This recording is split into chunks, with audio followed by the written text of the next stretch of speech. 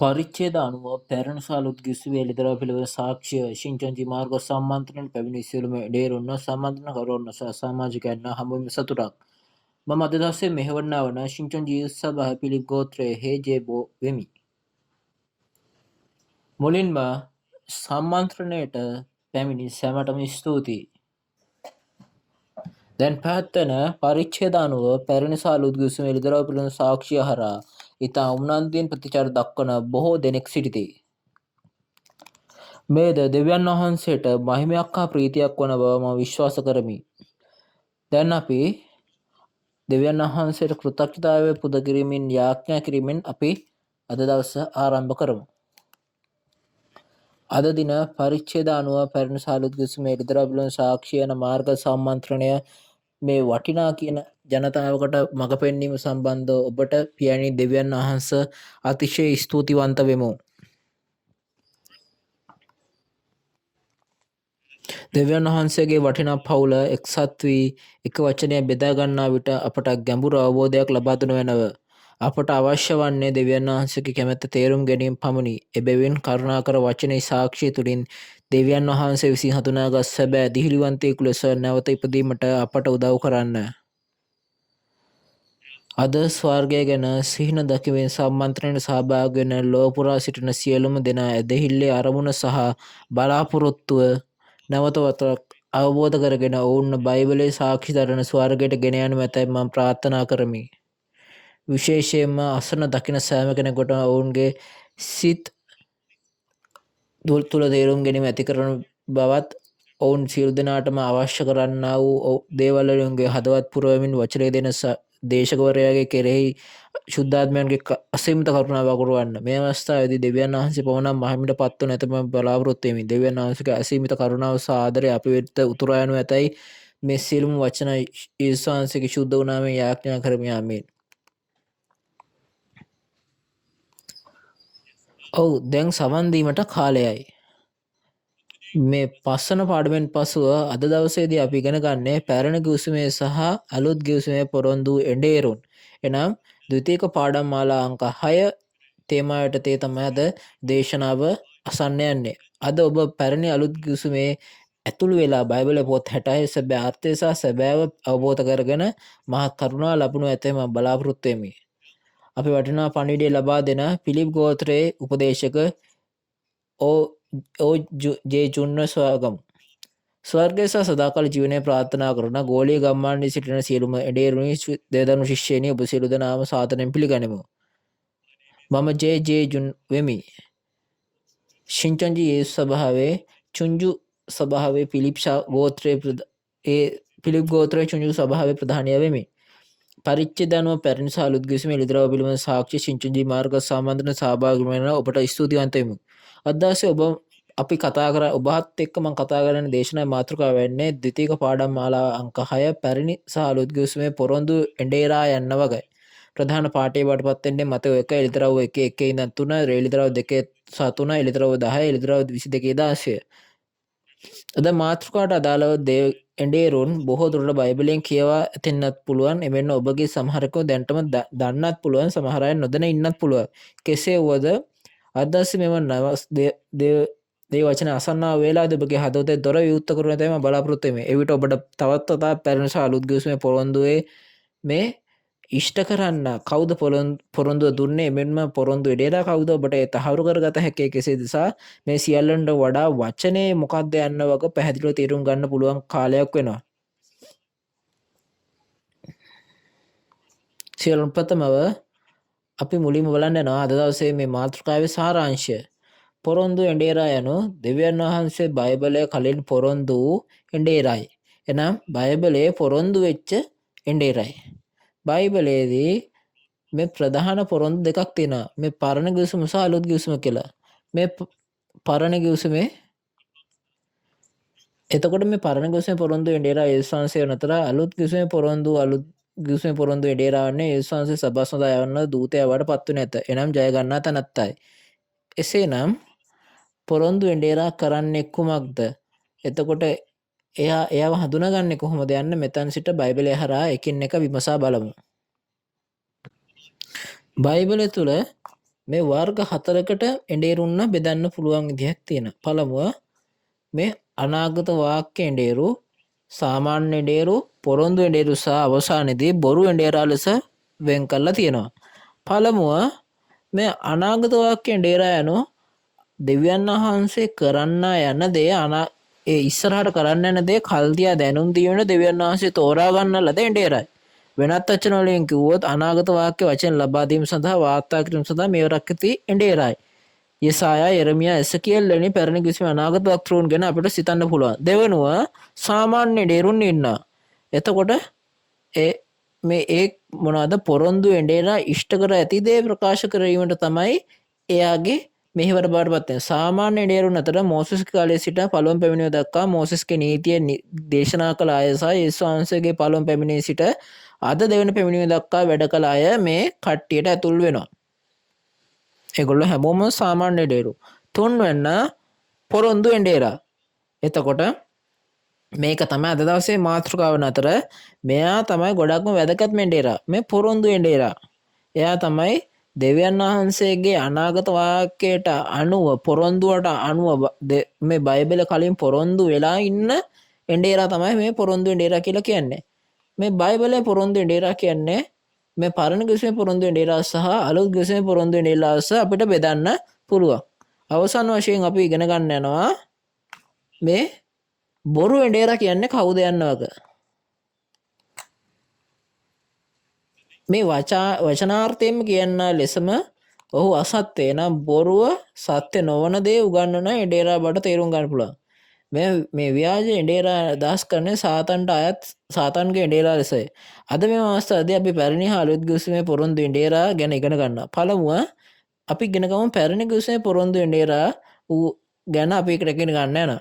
අපේ එඬේරු අපි යේසුස් වහන්සේ විශ්වාස කරන නේද? මමත් යේසුස් වහන්සේ විශ්වාස කරනවා.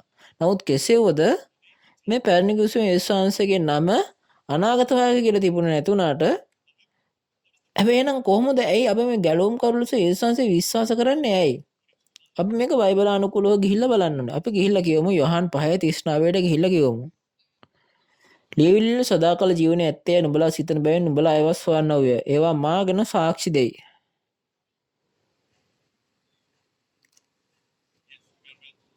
එතකොට මේ ඔබ හොඳින් කියවන්න ලැබුවා.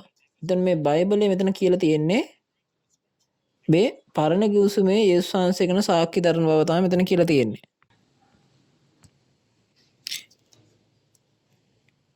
එම නිසා මේ පරණ කිවිසුමේදී යේසුස් යන වචනයක් නැති වුණත් මේ පරණ කිවිසුම පුරාවටම මේ පොරොන්දු එඬේරෙකු එවන බවට අනාගත වාක්‍ය ගොඩක් තිබෙනවා.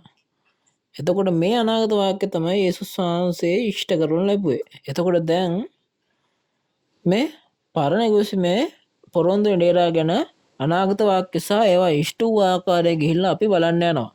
ඒතර යේසුස් වහන්සේ පිළිබඳ පැරණි කිවිසුමේ අනාගත වාක්‍ය සහ ඒවා ඉෂ්ට වීම අපි පොඩ්ඩක් වඩා විස්තරාත්මකව සලකා බලමු. පළමුව අපි යේසුස් වහන්සේගේ උපදෙස් බැලුවොත් යෙසායා 7:14 මෙතන කියනවා කොහොමද කන්‍යාව ගර්භණීය පුත්‍රයෙකු විහි කරන්නය කියලා කියනවා.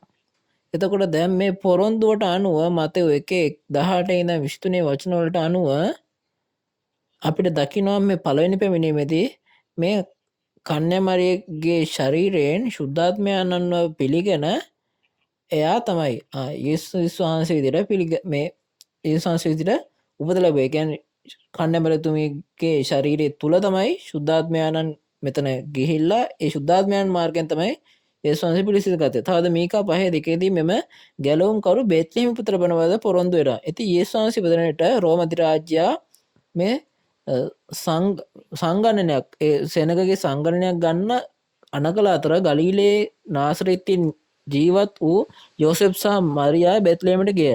එමෙන්න මතෙව් 2 වෙත ගියහොත් අපිට දන්නා අපිට අනාගත වාක්‍යයේ වචන ඉෂ්ට වූයේ යේසුස් වහන්සේ බෙත්ලෙහෙමේ ගවගාලක ඉපදුණු නිසාත් නැගිලේ සිට පැමිණි ප්‍රඥාවන්තයන් රන් කට්ටක මංජල් සහ සුවඳ ලාටු තෑග් සමග යේසුස් වහන්සේ සොයා බෙත්ලෙහෙමට පැමිණි නිසාය. තවද හොසියා 11:1දී මම මාගේ පුත්‍රයා මිස්රයෙන් පිටතට කැඳවා ගතිමි යන අනාගත වාක්‍ය වචනය ලියලා තිනවා. මෙම අනාගත වාක්‍ය ඉෂ්ට වීම සඳහා එම කාලයේදී මේ ඊශ්‍රායල් රජු ඉපදී ඇති බව ශාස්ත්‍රවන්තයන් විසින් මේ හෙරෝද් රජුට මේ ගිහිල්ලා කියනවා. එතකොට මේ හෙරෝද් රජු බෙත්ලෙහෙමේ සිටින අවුරුදු දෙකට අඩු සියලුම පිරිමිදරුවන් මරා දැමීමට නියෝග කරා. මෙම අනාගත වාක්‍ය වචනයේ අනුව ඉෂ්ට වීමට යේසුස් වහන්සේ රැගෙන යාමට ඊජිප්තුවට පැන ගියා. එතකොට අන්න ඒක විදිහට තමයි ඒ මිසරයට ගියේ. මිසරයෙන් මාගේ පුත්‍රයා කැඳවා ගතිමි කියන එක ඉෂ්ට වෙන්නේ. එමෙන්ම මතේ 22:15 වෙදී හොඳින් ලියවිලා තියෙනවා. එසේම පැරණි ගුස්මේ සෙකරියා 9:9 කියන කොහොමද යේසුස් වහන්සේ යෙරුසලමට ඇතුල් වෙනවා කියලා කොහොමද කොටලුවගේ පැටයකුම පිට. මෙන්ම මතේ 21 වචනය ගොස් බැලුවොත් එම අනාගත වාක්‍යයේ කී පරිදිම එම ඉෂ්ට වීම සිද්ධ වූ ආකාරය වෙලා තියෙනවා. ඇයි ඒක ලොකු බූරුවක පිට නොව මේ කුඩා කොටලුවක පිට නැගී යෙරුසලමට ඇතුල් වූයේ ඇයි? ඒක අමුතු දෙයක් විදියට පෙනුනද මේ සියල්ලම දෙවියන් වහන්සේ පරණ කුසමේ පොරොන්දු අනාගත වාක්‍ය අනුව ඉෂ්ට කරපු දේවල්. එතකොට මේක මේ පොරොන්දු වෙච්ච දේවල් වල ඉෂ්ට කිරීමේ ක්‍රියාවලියක් තමයි. මීට අමතරව මේ අනාගත වක්තෘ යෙරමියා තුලින් අනාගත වාක්‍ය පළ කර අලුත් නැවිල්ලක් ඉෂ්ට කරන බවට යෙරමියා 31 දී කියලා තියෙනවා. එමෙන්න බීජ අපුරන බවත් ඒ පරිච්ඡේදෙම කියලා තියෙනවා. යේසුස් වහන්සේ මතේ 13 දෙවියන් වහන්සේ බීජ එම අනාගත වාක්‍යයට අනුව වපුරන ලදී. දැන් මේ හරහා මේ මානසික දූෂිත ඊශ්‍රායල් ලෝකයේ අවසන් වන අතර එමෙන්ම ආත්මික ඊශ්‍රායල් ලෝකයේ දෙවියන් වහන්සේගේ බීජය තුලින් දේව වචනය තුලින් නිර්මාණය වනු ඇත. ඊට හේතුව වූයේ දෙවියන් වහන්සේට අවශ්‍ය වූයේ පාපේ ඥාන සමග උපන් අපේ අභ්‍යන්තර මනුෂ්‍යයා දෙවියන් වහන්සේගේ බීජෙන් ඉපදිලා දෙවියන් වහන්සේගේ දරුවෙකු ලෙස නැවත ඉපදවීමටයි. එසේම ඔබ එසකිය 3 වචන විස ගියොත් මේ විවුර්ත ලියවිල්ල ලබා ගැනීම සඳහා අනුභව කිරීමට ලැබුණු පසුව මේ පණිවිඩයේ කැරලිකාර තෝරාගත් ඊශ්‍රායල් ජනතාව ලබා දීමට එසකියල් උපදී ඇති බව ඔබට පෙනී යනවා. මෙම අනාගත වාක්‍ය එසකියල් අර අනාගත වාක්‍ය පලා කර ඇති අතර මේ වචන ඉෂ්ට වූ විට සිද්ධ වූයේ යේසුස් වහන්සේටයි. මේ හොසියා 12:10 වාර්තා කර ඇතිපදී අනාගත වක්තෘන්ගේ උපමාවට අරගෙන ඔවුන්වත් උපමාවක් කරගෙන මේ දේ මේ ඉෂ්ට වෙනකොට වෙන කෙනෙක් ඉන්නේ. එතකොට මේ එසකියල්ගේ පොත අනුභව කරා කියලා දේශනා කර මේ එසකියල් මේ කරේ. නමුත් එසකියල් උපමාව කරගෙන කියලා තිබේ යේසුස් වහන්සේ ගැන. යේසුස් වහන්සේ පොත ලබාගෙන අනුභව කර කැලලිකාර ඊශ්‍රායල් වංශයට වචනය දේශනා කළ බවයි. එමෙන්ම මතේ 15:24 වෙස ගොස් ගිවිල්ල බැලුවොත් එසකියල්ගේ වචන ලෙස බැලුවොත් එසකියල්ගේ අනාගත වාක්‍යයට අනුව යේසුස් වහන්සේ දෙවියන් වහන්සේ එළිදරයි වචන ලබාගෙන නැතිව බැටළුවන්ට මෙන් එනම් කැරලිකාර තෝරාගත් සෙනඟට දෙවියන් වහන්සේගේ වචන ලබා දුන්නේය. එසකියල් 3ට වචන ඒ ලෙස ඉෂ්ට විබෙන් මෙන්ම යෙරමියා 31:32 වෙත ගියහොත් එතුමන් වහන්සේ අලුත් ගිවිසුමක් ඇති කිරීමට පොරොන්දු වුණා. බයිබලයේ පොරොන්දු පෙරදී පැමිණි යේසුස් වහන්සේ විශ්වාස නොකළ නිසා ඊශ්‍රායල්වරු දෙවියන් වහන්සේ සමග ගිවිසුම නැවපැත්තූ නිසා ලූක 22:14 සටහන් කර ඇති පරිදි යේසුස් වහන්සේ පාස්කු රාත්‍රියේදී යේසුස් වහන්සේගේ රුධිරය සමග අලුත් ගිවිසුමක් ඇති කළසේක. මේ තුලින් යෙරමියාට පොරොන්දු අලුත් ගිවිසුම පිහිටවීම පිළිබඳ අනාගත වාක්‍ය ඉෂ්ට වනු ඇත. මෙම අලුත් ගිවිසුම මේ අලුතෙන් හදපු ගිවිසුම අලුත් පොරොන්දුව ගැන කතා කරයි. ඔවුන් අතර අද දින ඇදහිලිවන්තයන් දැන සිටිය යුතු අනාගත ඉෂ්ට වන පොරොන්දු වන අනාගත වාක්‍ය වන එළිදරව් වූ පොතක් මෙතන තියෙනවා. පළමු ගිවිසුම පැරණි ගිවිසුම පොරොන්දු අනාගත වාක්‍ය අනුව ඉෂ්ට වූවාසේම මෙම අලුත් ගිවිසුමද අලුත් පොරොන්දුවද එළිදරව් වූ පොත ඉෂ්ට වන විට සෑම විටම පවතින අපගේ ඇදහිලිවන්තයන් මේක රැකිය යුතු බව අපි මතක තබා ගන්න ඕනේ. මොකද මේ පරණ ගිවිසුම වගේ මේකත් ඉෂ්ට වෙනවා කියන එක වගේ. දැන් යේසුස් වහන්සේ අපගේ පව් වෙනුවෙන් කුරුසේ මැරීමෙන් පාපයේ ප්‍රශ්න විසඳූ අතර එම රුධිරයෙන් එතුමන් වහන්සේ අලුත් ගිවිසුමක් ඇති කර පිටත්ව ගියසේක. යේසුස් වහන්සේ කුරුසේ සිටින විට ඔබ ගොස් මතේ 27:35 වචන දෙස බැලුවොත් මේ ගීතාවලිය ලියා ඇති පරිදිම යේසුස් වහන්සේගේ ඇඳුම් සඳහා මේ දාදු දමා මේ එතුමන් වහන්සේගේ ඇඳුම් බෙදාගත්තා ඇති බවත් ඒ වචන ලියලා තිනා. ඒක ගීතාවලිය 22:18 හොඳින් ලියලා තිනා අනාගත වාක්‍යයක් විදියට. මේ ආකාරයටම දෙවියන් වහන්සේ එසායා යෙරමියා සහ හොෂියා වැනි මෙම පැරණි ගිවිසුමේ අනාගත වක්තෘන් හරහා අනාගත වාක්‍ය වචනය සියල්ලම කිව්ව අතර ඒ අනාගත වාක්‍ය සියල්ලම යේසුස් වහන්සේගේ පළවෙනි පැමිණීමේදී දෙවියන් වහන්සේ එතුමන් හරහා ඒක ඉෂ්ට කරනු ලැබුවා. යොහන් 1:32 වචනේ ගිහිල්ලා බැලුවොත් ශුද්ධාත්මයන්න් පරවේකු මෙන් යේසුස් වහන්සේ වෙතට පැමිණ බවත් ඒ කියන ආකාරයටම දෙවියන් වහන්සේ යේසුස් වහන්සේ වෙතට පැමිණ පොරොන්දු සියලුම අනාගත වාක්‍ය ඉෂ්ට කළ බව ඔබට පෙනෙනු ඇත. දැන් අපි සියලු දෙනාම යොහන් 19:30 වචන කියලා කියමු. යේසුස් වහන්සේ කාඩිගත් පසු තීන්දුනේ කියායිසන මා තවන් ආත්මය බාර දුන්සේක. ඔව් ඔබ හොඳට කියවුවා. යේසුස් වහන්සේ කිව්වේ කුරුසේ මැරෙන්න කලින් කිව්වේ කොහොමද? තීන්දුනේ කියලා කිව්වා. ඒ කියන්නේ ඒක ඉවරයි කියන එක. එතකොට මොනවද ඉවර කරන්න තියෙන මොනවද තීන්දුව කරන්න නැත්තේ? එනම් මේ පැරණි කිවිසුමේ සියලුම අනාගත වාක්‍ය වචනේ ඉෂ්ට වූ බව තමයි උන්වහන්සේ වදාළේ. යේසුස් වහන්සේ පරණ කිවිසුමේ පොරොන්දුවෙන් ඩේරා ලෙස අපට පිළිගැනීමට හා විශ්වාස කිරීමට හේතුව නම් යේසුස් වහන්සේ පරණ කිවිසුමේ පොරොන්දු සියලුම අනාගත වාක්‍ය ඉෂ්ට කළ බැවිනි. එතකොට එම යේසුස් වහන්සේ අපව හැර ගිය අලුත් කිවිසුමේදී අලුත් කිවිසුමේ අලුත් පොරොන්දුවක් දීලා. එතකොට අද දවසේ මේ පරණ කිවිසුම ඉෂ්ට වෙන කාලය නව අලුත් කිවිසුම ඉෂ්ට වෙන කාලයයි. එසේනම් පරණ කිවිසුම ඉෂ්ට වූ කාලයට වඩා අලුත් කිවිසුම ඉෂ්ට වෙන විට මේ දෙවන පැමිණීම ගැන උනන්දු විය යුතු නොවේද?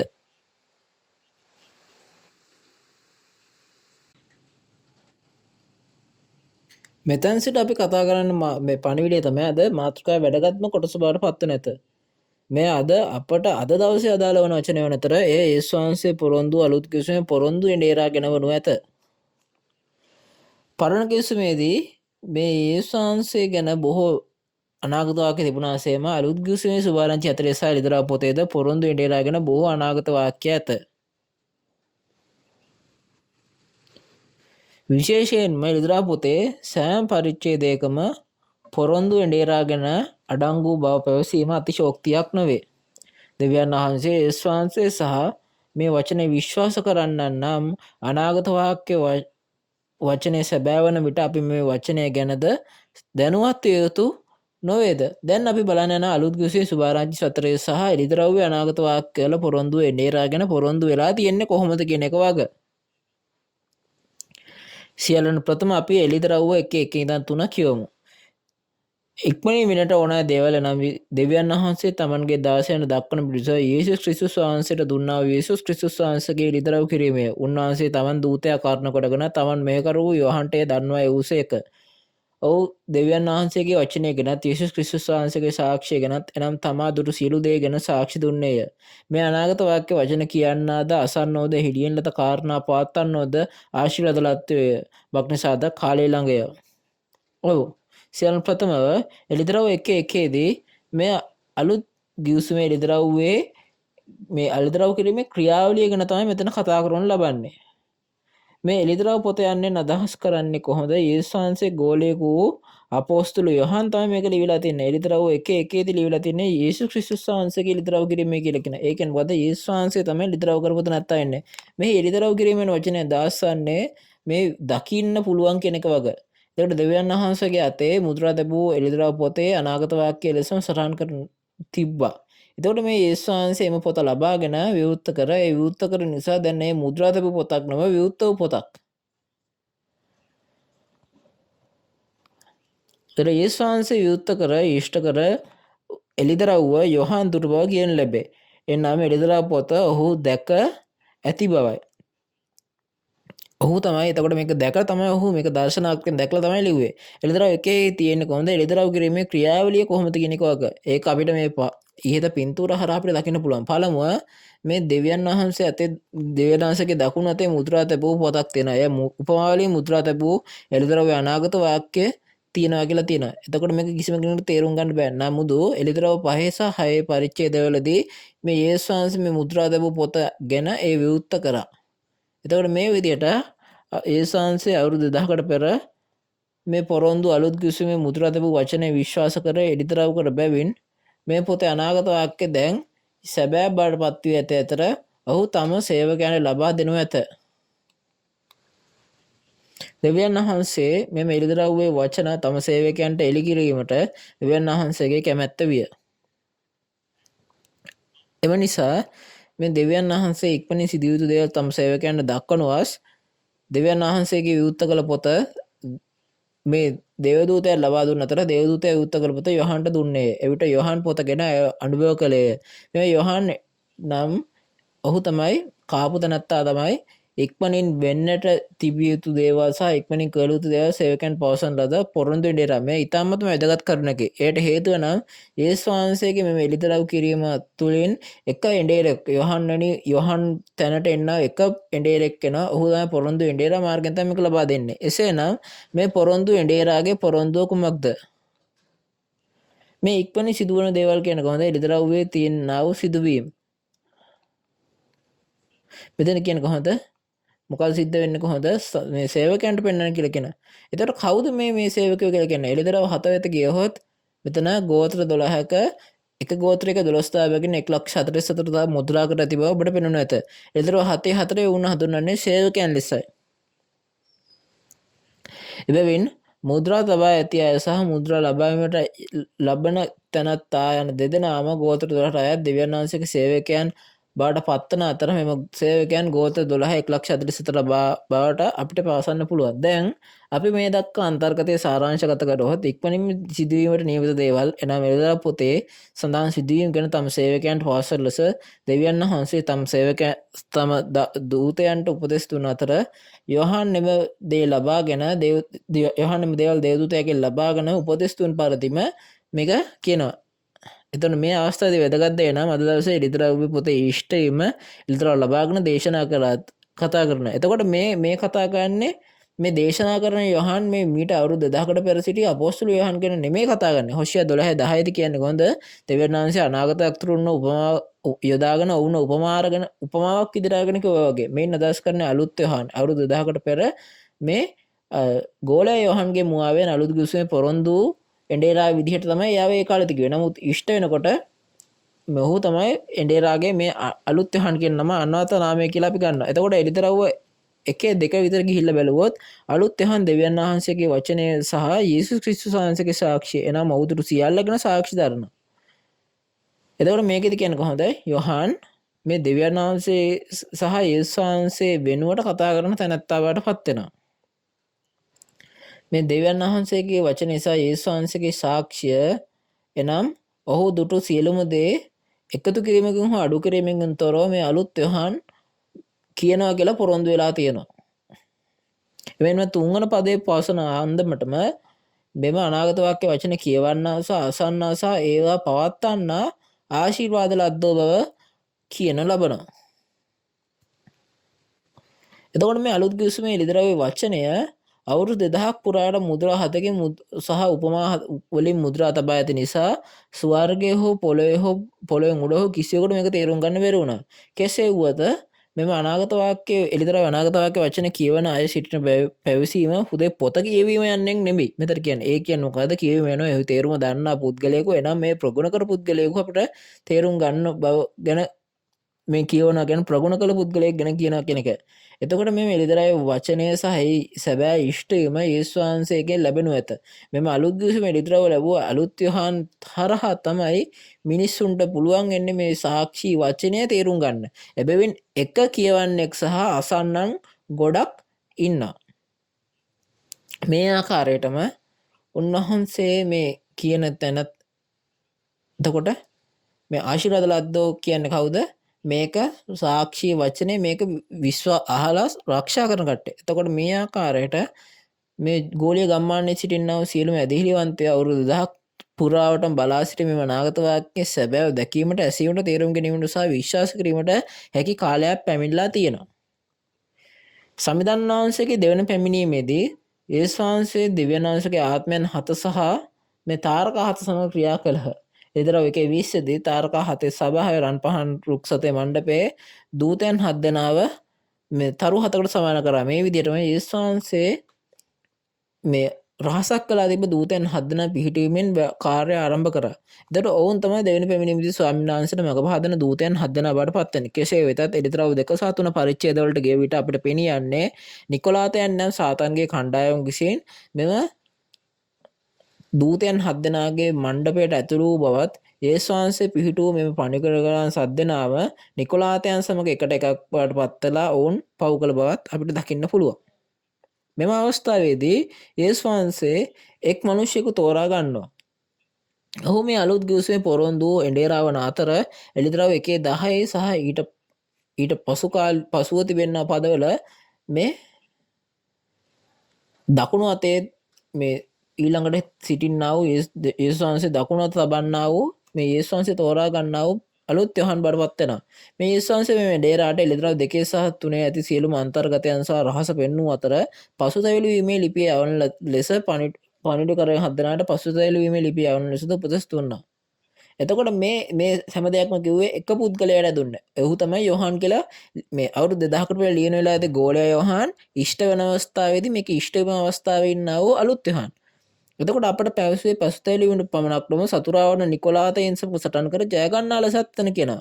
හේතුව නම් දේවදූතයන් මේ දූතයන් සත් දෙනා නිකොලාතයන්ගේ විරුද්ධවාදියාට ඇහුම්කන් දීම නිසා ඔවුන් පිළිම වලට පුරුදු කෑම ඉගැන්වීම් සහ ලබාගෙන ඔවුන් සාතන් සමග වෛශ්‍යාකම සිදු කරයි. එබැවින් දූතයන් සත් දෙනාට පැවසුවේ පසුතැවිලි වී නිකොලාතයන්ට එරෙහිව යුද්ධ කර ජය ගන්නා ලෙසය.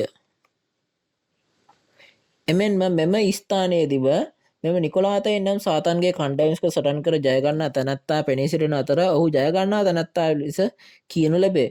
ලිතරව 2 සහ 3 පරිච්ඡේදවල පොරොන්දු ආශිර්වාද ලබන අලුත් ගිවිසුමේ පොරොන්දු එඬේරා ඔහු බවට පත් වෙනවා.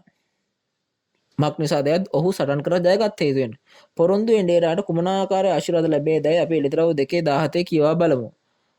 ආත්මයන් වහන්සේ සභාවලට කියන දේ කන්න ඇත්තේ අසාවා. ජය ගන්නාට නම් සැඟවී තිබෙන මන්නාවලින් දෙන්නෙමි. ලබන්නා මිස වෙන කිසියෙකු නොදන්නා අලුත් නාමයක් ලියා තිබෙන සුදු ගලක්ද ඔහුට දෙන්නෙමි.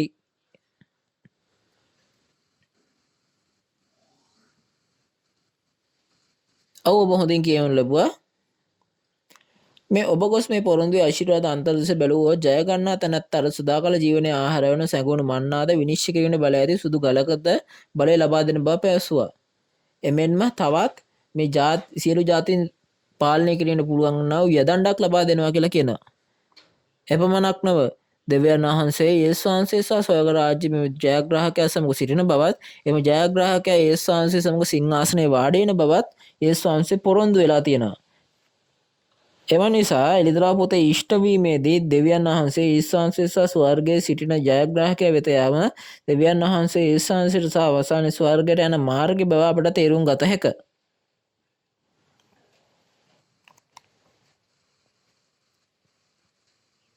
එම නිසා එළිදරව් ඉෂ්ට වීමේදී එළිදරව් 2 සහ 3 දී පොරොන්දු එඬේරා ජය ගන්නා සොයා ගැනීම ඉතාමත්ම වැදගත්.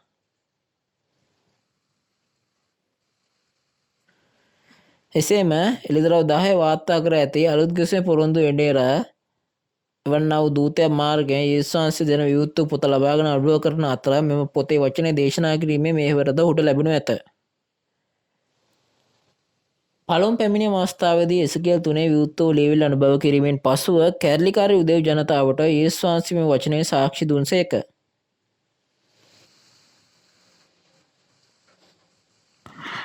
දැන් කෙසේ වුවද එළිදරව් 10 දී යේසුස් වහන්සේ පැවසුවේ ඔහු පොත අනුභව කර දේශනා නොකරන බවත් නමුත් යොහන්ට මේ විවෘත පොත ලබා දීලා ඔහුට අනුභව කරන්න සලස්සලා ඔහු මාර්ගයෙන් දේශනා කරන බවත් මේ යොහන් යේසුස් වහන්සේ නොව නමුත් අද අලුත් ගිවිසුම ඉෂ්ට වන්නා වූ කාලයේදී සිටින්නා වූ යේසුස් වහන්සේගේ පොරොන්දු එඬේරා වන යේසුස් වහන්සේගේ මේ ගෝලයේ බඩපත් වෙන. එතකොට එළිදරව් 6 දී යේසුස් වහන්සේ මුද්‍රා විවෘත කරන සියලුම පොත් විවෘත කර ඒවායේ ලියා ඇති සියලුම දේ සම්පූර්ණ කළසේක. තවද එතුමන් වහන්සේ මෙම දූතයා මාර්ගයෙන් විවෘත කරන ලද පොත යොහන්ට කවා පසු එය ජාතීන්ට භාෂාන්ට සෙනගට සහ රජවරුන්ට පවසන ලෙස ඔහුට කීවේය. එබැවින් යේසුස් වහන්සේ අනාගත වාක්‍ය ඉෂ්ට කළ අතර යොහන් මෙම වචනය පිළිගෙන අනුභව කර ඒ දේශනා කළසේක. තවද මෙම එළිදරව් පොතේ පොරොන්දුව ඉෂ්ට වන විට මේ වචනේ ඉෂ්ට කරන තැනැත්තා පොරොන්දු එඬේරා වන අලුත් යොහන් බව අප මතක තබා ගත යුතුය.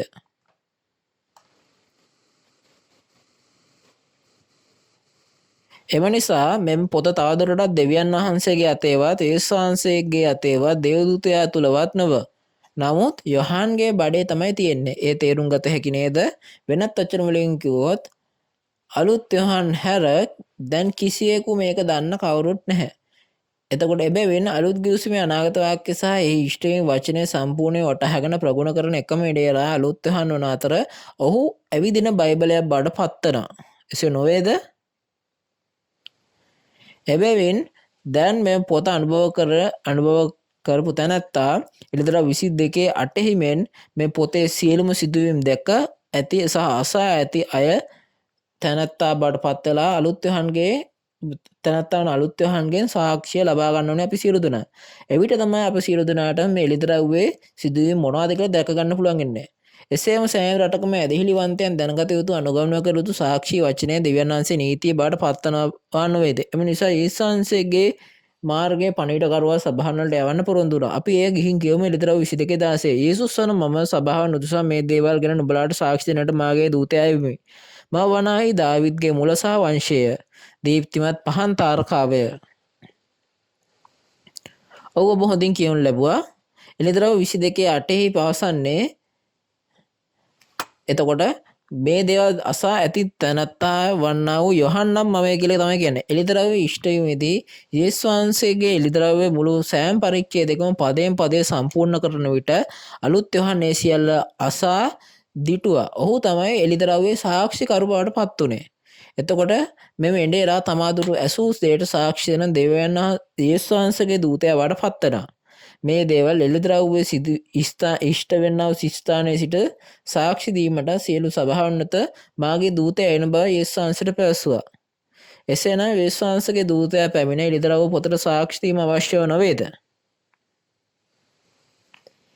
එම නිසා යේසුස් වහන්සේ පොරොන්දු යේසුස් වහන්සේගේ දූතයා පොරොන්දු එඬේරා එළිදරව් 10 වන පරිච්ඡේදයේ විවෘත කරන ලද පොත ලබාගෙන අනුභව කර අතර එළිදරව්වේ ඉෂ්ට වීම ඉෂ්ට වූ ස්ථානයේ සෑම දෙයක්ම අසා දුටු තැනැත්තා බවට පත් වෙනවා.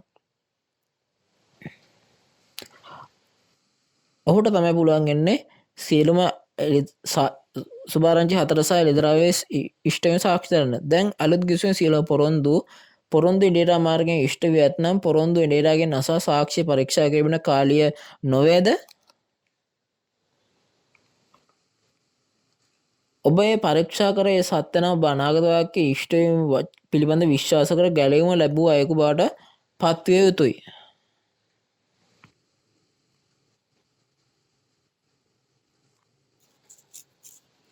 මෙතෙක් අපි එළිදරව්වේ අනාගත වාක්‍ය ලෙස කියා ඇති පොරොන්දු එඬේරා කවුද කියන එක කියලා බලමු. එතකොට මේ එළිදරව් පොතේ පමණක් නෙවෙයි සුභාරංචි 4ෙත් විශේෂයෙන් මතේ 24ෙත් පොරොන්දු එඬේරා පිළිබඳ අනාගත වාක්‍ය ඇත. මතේ 24දී සංවිධාන වහන්සේගේ දෙවෙනි පැමිණීම සහ ලෝකාන්තිමය ගැන ලකුණු ගැන තමයි කතා කරන්නේ. ඔබ මෙතන 45 වෙනි පදයට ගිහිල්ලා බැලුවොත් විශ්වාසවන්ත වූ නුවණැති දාසියෙකු ගැන තම ස්වාමියාගේ ගෘහයේ ප්‍රධානියා කර එනම් නියම කාලයට ආහාර බෙදෙන තැනැත්තෙක් ගැන සඳහන් කරනවා. ස්වාමියා පැමිණි පසු තමා සතු සියල්ල කෙරෙහි ඔහු අධිපතියා කරන බවත් එම මෙහෙකරුවාව අධිපති කරන බවත් කියනවා. එතකොට මේ නැවත පැමිණෙන අවස්ථාවේ ස්වාමියා බවට පත් වෙන්නේ ස්වාමියා යේසුස් වහන්සේ නම් මෙම සේවකයා යේසුස් වහන්සේ නෙවෙයි යේසුස් වහන්සේගේ සේවකයාය. මේ පොරොන්දු එඬේරා ඔහු බාපට තේරුම් ගන්න පුළුවන්. එසේම මේ යොහන් 14:17 ගිල්ල කිව්වොත් මේ අලුත් යොහන් නැනු පොරොන්දු සත්‍ය ආත්මය ඇති එඬේරා කියලා කියන සත්‍ය සුද්ධාත්මයන් වන උපදේශකයා පැමිණීම ගැන අපිට සියලු සත්‍ය උගන්වන බවත් යේසුස් වහන්සේ පැවසූ සෑම දෙයක්ම අපිට මතක් කර දෙන බවත් යේසුස් වහන්සේ අවුරුදු 2000කට පෙර පැවසූසේක. එමෙන්ම සත්‍ය ආත්මය ඔබ තුල නම් එතකොට ඒ මනුෂ්‍යය තුල වාසය කරන්න පුළුවන්. 1 කොරින්ති 3:9 පවසන පරිදි යේසුස් වහන්සේ කියන කොහොමද ඔබ දෙවියන් වහන්සේගේ කෙතේ දෙවියන් වහන්සේගේ ගොඩනැගිල්ල කියලා කියනවා. ආත්මයන් වහන්සේ අපගේ මාංශ නැමැති නිවස යොදාගෙන ක්‍රියා කරනු ලබනවා. මේ ආකාරයෙන් සත්‍ය ආත්මය එනම් වෙනුවට කතා කරන්නා වූ සත්‍ය ආත්මය සැලසිලිකරු ඔහු එළිදරව්වේ වචනේ සාක්ෂි දීමට අනාගත වාක්‍ය මේ සාක්ෂි දී අනාගත වාක්‍ය ඉෂ්ටයෙන් සාක්ෂි දීමට අලුත් යහන්න ශරීරයක් ලෙස භාවිතා කරනවා. එතකොට ඔහු තමයි මාංශයේ සැනසිලිකරු බවට පත් වෙන්නේ. එළබෙන අනාගත වාක්‍ය එඬේරා වන අලුත් යහන්සේ මේ සත්‍ය ආත්මය සැනසිලිදායකයාගේ මානසික සැනසිලිකාරය එනම් මාංශයේ බවට පත් වෙනවා. තවද මෙම යොහන් 14:26 යේසුස් වහන්සේ පොරොන්දු සැනසිලිදායක ශුද්ධාත්මයන් වහන්සේගේ ක්‍රියාවත් අපිට දකින්න පුළුවන්. එනම් අලුත් ගිවිසුමේ සහ එළිදරව් ඇති සියල්ල අපට උගන්වා මතක් කර දෙන ශුද්ධාත්මයන්ගේ ක්‍රියාව තමයි ඔහු කරන්නේ. ඔහු තුලින් කරන්නේ. එම නිසා අලුත් ගිවිසුමේ සුභාරංචි 4 සහ එළිදරව් පොතේ පොරොන්දු එඬේරාට සාක්ෂි සපයන බොහෝ අන්තර්ගතයන් තිබෙනවා. ඒ දෙවියන් වහන්සේගේ පොරොන්දු වචනේ වෙවින් ඒ අපි ඉෂ්ට කළ යුතු නොවේද? පොරොන්දු පරිදි ඉෂ්ට මේ වචනේ අප දැනගෙන විශ්වාස කළ යුතු බව අපි විශ්වාස කරන්න ඕනේ. එසේනම් මේ අලුත් යහන්නන්නා පොරොන්දු එඩේට හරහා යේසුස් වහන්සේ දෙවන පැමිණෙද්දී කුමන ආකාරයේ කාර්යයක් ඉටු කරනු ඇද්ද? අපි අලුත් ගිවිසුමේ පොරොන්දු එඩේරා එළිදරව් දෙකේ තුනේ පොරොන්දු ආශිර්වාද ලබන ජයග්‍රාහකයා බව අපි කලින් ඉගෙන ගත්තා. ජයග්‍රහණයක් තිබේ නම් බයිබලයට අනුව සටන් කරන වෙලාවකුත් තියෙන්න ඕනේ. එමෙන්ම ආත්මික සටන් වීමක් ඇති අතර එම මේ සටන් කාට යුද්ධ කාට ජයග්‍රහණය කරන්නද? එමෙන්න මොකද්ද යොදා ගන්න ආයුධ? මේ යුද්ධයේ ජයග්‍රහණය එළිදරව් 12 දී මෙතන කියනවා. අපි එළිදරව් 12 10 ඉඳන් 11 දක්වා ඇති වචනේ කියමු. එවිට අපගේ දෙවියන් වහන්සේගේ ගැලවීමද බලයද රාජ්‍යද තමන් ක්‍රිස්තුස් වහන්සේගේ ආණ්ඩු බලයද දැන් පැමිණුණේය. මක් නිසාද? අපගේ දෙවියන් වහන්සේ ඉදිරිපිට රාදෑවල් අපේ සහෝදරයන්ට වරත් තබන්නා වූ ඔහුගේ වරත් තබන්නා පහතට හිලු ලැබුවේය. ඔහුගේ බැටළු පැටවන්ගේ ලේ නිසා තමන්ගේ සාක්ෂි වචන නිසාද ඔවුන් ජයගත්තෝය. ඔවුහු මරණය විඳින තරමට පවා තමුන්ගේ ජීවිතයට ප්‍රේම නොකර සිටියෝය. ඔව්. එළිදරව් 12 මේ පළවෙනි පදේ ඉඳන්ම ගිහිල්ලා බලනකොට මෙතන කොහොමද ස්වර්ගයේ මහත් වූ පුදුම ලකුණක් තියෙනවා කියලා කියනවා. මෙතන කොහොමද ඉරහඳ තරු වැඳගත් කාන්තාව දරුවක බිහි කරනවා කියලා කියනවා. මෙතන මේ ඉරහඳ තරු කියන්නේ මේ මානසික ලෝකයේ ඒවා විදියට මේ යොදාගෙන උපමාවක් කියලා තමයි මෙතන කියලා දෙන්නේ. උත්පත්ති 27 දී කියන්නේ කොහොමද යාකොබ්ගේ මණ්ඩපය සහ යාකොබ්ගේ පවුල නියෝජනය කරන ආස ඉරහඳ තරු කියලා කියනවා. එතකොට එළිදරව්ව 2 සහ 3 දී අපි දුටුපළේ රන් පහන් රොක් සතේ මණ්ඩපයේ සිටින සියලුම දෙනා ස්වර්ග මණ්ඩපේ බවට පත් වෙනවා. එමෙන්න එළිදරව් 13 ස්වර්ග මණ්ඩපය කියන්නේ මේකම තමයි. එතකොට එළිදරව් 12 දී මෙම දරුවා තම සහෝදරයන් සමග ස්වර්ග මණ්ඩපයේ ඇතුළු වූ මකරා සහ හිස්සත සහ අන්ධ ඇති මුර්ගයාව බැටළු පැටවාගේ රුධිරයෙන් සහ සාක්ෂි වචනය සමග මරණය දක්වා සටන් කළ ජයග්‍රහණය කළ කියනවා. මෙම යුද්ධය වචනයෙන් කරන ලද ආත්මික යුද්ධයක් බැවින් සාක්ෂියේ වචනය සමග සටන් කරන බැවින් ආත්මික යුද්ධයෙන් දෙවියන් වහන්සේගේ පාර්ශවය සාතන්න පරාජය කරනවා කියලා කියනවා.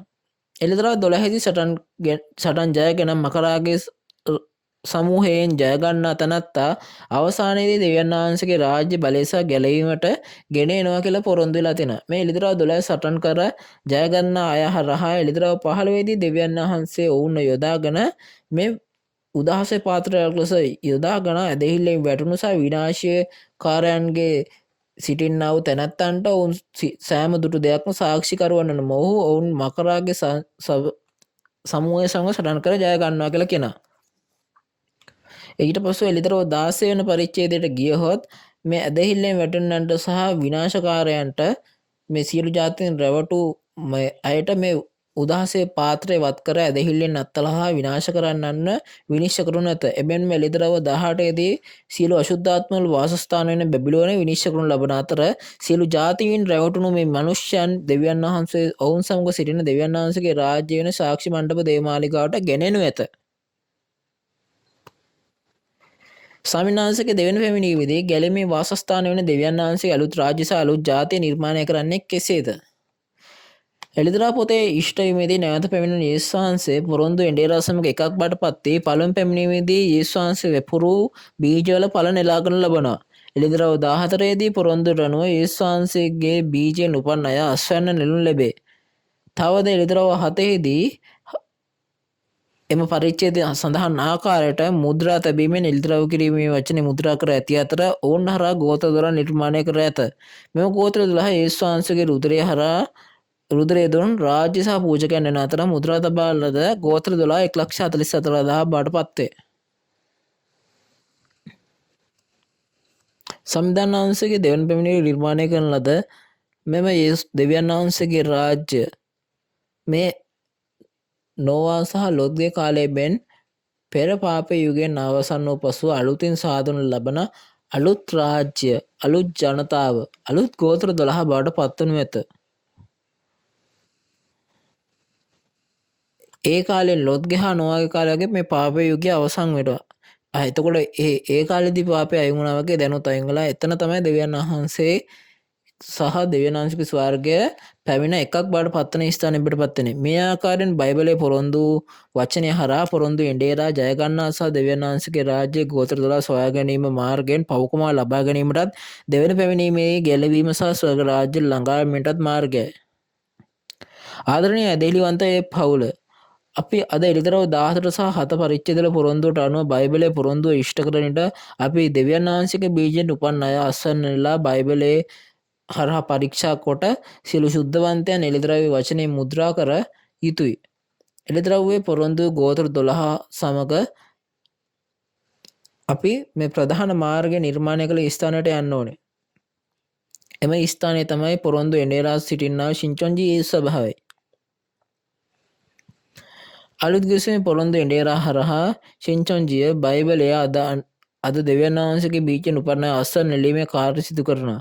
එමෙන්ම මේ වචනවල මුද්‍රා කරන ලද ගෝත්‍ර 12 සිද්ධ වුණේ.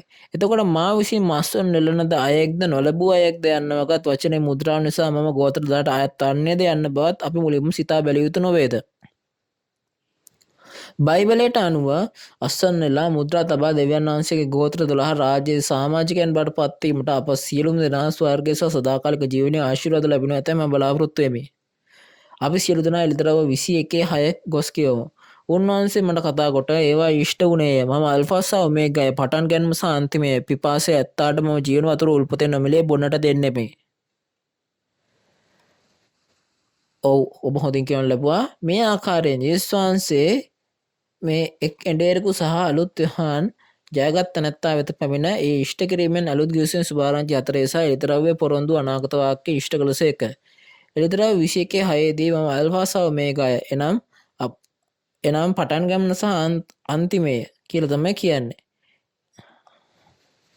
එතකොට මේක තමයි යේසුස් වහන්සේ කියන්නේ.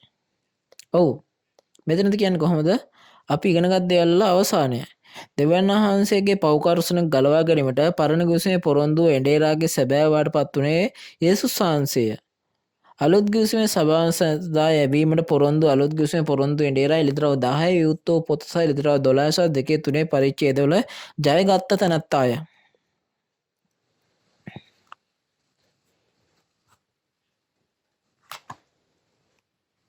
පරණ ගිවිසුමේ පොත් 39 එක් යේසුස් වහන්සේට යොමු වන්නාseම අලුත් ගිවිසුමේ පොත් 27ද අලුත් ගිවිසුමේ පොරොන්දු එඬේරාව වෙත යොමු කරනු ලබයි.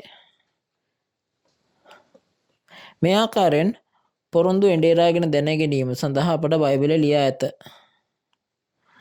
එමෙන්ම අප විශ්වාස කළ යුතු හා ඉෂ්ට කළ යුතු පොරොන්දු වන්නේ අලුත් ගිවිසුමයි. මේ අලුත් ගිවිසුම හෙවත් එළිදරව්වයි. එබැවින් එළිදරව් අනාගත වාක්‍ය ඉෂ්ට වේ ඇති බව දැන ගැනීම සඳහා අපි යේසුස් වහන්සේගේ පොරොන්දු මේ පොරොන්දු එඬේරාව හමු විය යුතුමයි. ඔහුගේ සාක්ෂියට සවන් දී ලිඛිත අනාගත වාක්‍ය සහ ඒ ඉෂ්ටම තහරු කිරීම තුළින් අපි විශ්වාස කිරීම සහ මේක ඉෂ්ට කිරීම තබාගත යුතුය. කෙසේ වෙතත් ලෝක 18:8 යේසුස් වහන්සේ පැවසුවේ මනුෂ්‍ය පුත්‍රයා නැවත පැමිණෙන විට පොළවේ ඇදහිල්ල සම්භවේද කියාය.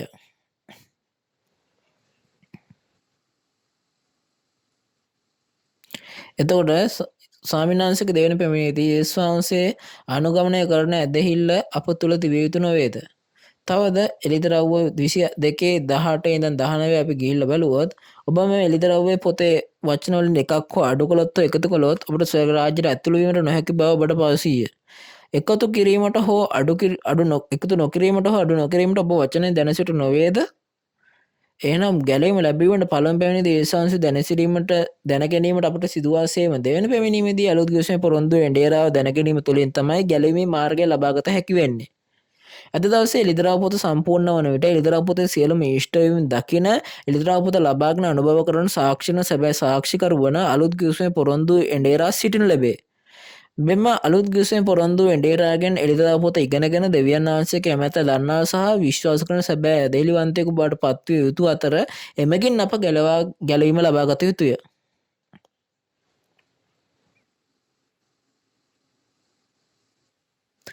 ඊළඟ පාඩමේදී මතෙව් 6 ප්‍රධාන වචනයේ ප්‍රධාන පාඩු ලෙස භාවිත කරගෙන ද්විතීක පාඩම් මාලා අංක 7 ස්වාමීන්ගේ යාඥා සැබෑ අර්ථය ලෙස අපි බලන්න යනවා. මේ ආකාරයෙන් යාඥා කරන ලද දෙවියන් යේසුස් වහන්සේ අපට අනකල ස්වාමීන් වහන්සේගේ යාඥාවේ ගැඹුරු අර්ථය අපි ගිහිල්ලා බලන්න යනවා. එතකොට අපි අපේක්ෂාවෙන් පැමිණෙන අප සමග කරුණාව බෙදා ගැනීම වටිනා කාලයක් ලැබෙනු ඇතැයි මම බලාපොරොත්තු වෙමි. අපි අවසාන වශයෙන් දෙවියන් වහන්සේ තුල සහ යේසුස් වහන්සේ තුල එකක් යන අර්ථයෙන් වන් යන අර්ථයෙන් කෑගස අපි අවසන් කරනවා. අපි දෙවියන් වහන්සේ තුල යේසුස් වහන්සේ තුල වන්. අපි හැමෝම එකට යාඥා කරමු.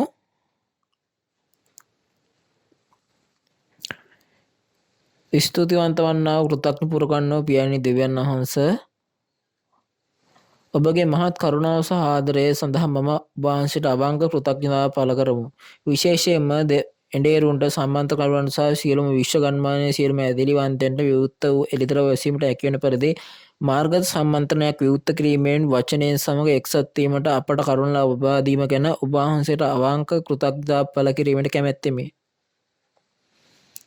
සම්මන්ත්‍රණ සහභාගී වූ සියලු දෙනාගේ හදවත් විවෘත කර ඔබ මට දුන් වචනය ඔවුන්ගේ හදවත් තුළ තබාගෙන ඔවුන්ට ඒ තේරුම් ගැනීමට හැකිවන පරිදි ඔවුන් සියලු දෙනාටම කරුණ ලබා දුන වෙනවා. තවද ඔබගේ වචනය සමග එකක් වීමට අපට උපකාර කළ වෙනවා. දෙවියන් වහන්සේගේ කැමැත්ත ඉක්මනින්ම මේ මිහිතලයේ මත ඉෂ්ට කිරීමට උපකාර කළ වෙනවා. බොහෝ දෙනෙකු ඉදිරි සම්මන්ත්‍රණ සහභාගී විය හැකි වන පරිදි පරිසර විවෘත කර ඔවුන් වචනය වෙත යොමු කළ වෙනවා.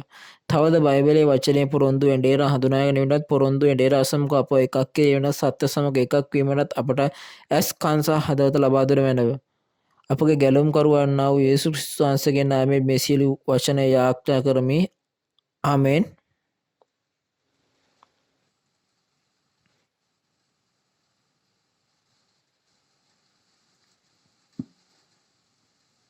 අවසානයේ දක්වා සවන් දීම ගැන ඔබ සියලු දෙනාටම ස්තුතියි.